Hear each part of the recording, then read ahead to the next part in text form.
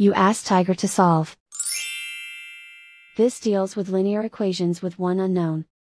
The final result is x equals 1253. Let's solve it step by step. Simplify the expression. Expand the parentheses. Simplify the arithmetic. Group like terms. Combine like terms. Group all constants on the right side of the equation.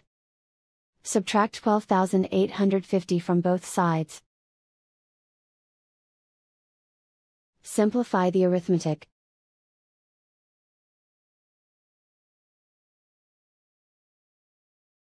Isolate the x.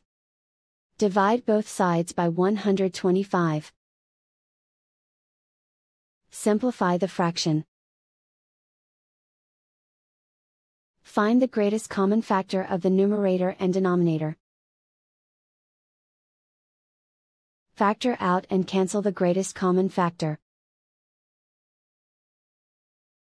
And so the final result is x equals 1253.